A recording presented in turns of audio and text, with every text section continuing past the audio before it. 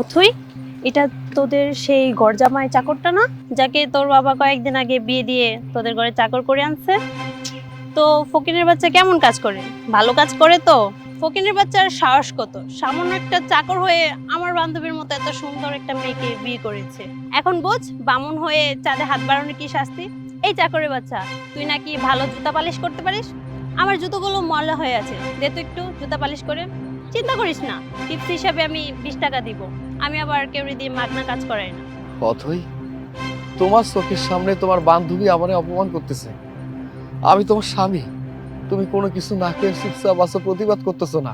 C C C, আমি তোমার কাছে এটা আশা করি নাই। ও হ্যালো, তুই আমার কিসের হাজবেন্ড?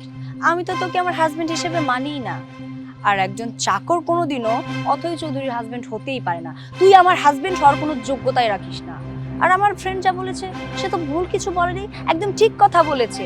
তুই হচ্ছিস আমাদের বাড়ির চাকর, চাকর চাকরের মতো থাকবি, একদম মনিবের কাছাকাছি আসার চেষ্টাও করবি না। এখন আমার ফ্রেন্ড যেটা বলেছে তুই সেটা কর, বিনিময়ে তোকে 20 টাকা দেওয়া হবে। 20 টাকায় যদি লস হয়ে যায় তোকে প্রয়োজনে 100 টাকা দেওয়া হবে, তাতে করে তুই 2 বেলা পেট ভরে খেতে পারবি। এখন কথা কম বলে তুই আমার ফ্রেন্ডের জুতাটা পলিশ করে দে। অথই,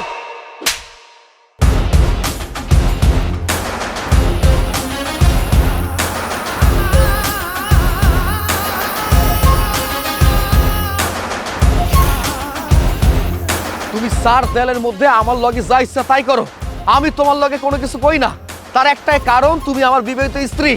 কিন্তু অন্য মানুষের সামনে বাইরে তুমি আমার মান সম্মান নষ্ট করবা, আমার ব্যক্তিত্ব নষ্ট করবা, আমি কিন্তু ভুলে যাব তুমি আমার বউ। কথাটা মনে রেখো। অথই, দেখছো ছোট লোকের বাচ্চা সাহস কত, তোর গায়ে হাত তুললো, তারপরে তুই চুপ? হ্যাঁ, আমি এখন চুপ থাকবো, কারণ আমার তো এমন কিছু একটা করতে হবে।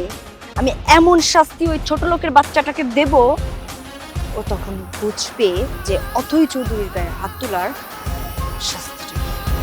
চল।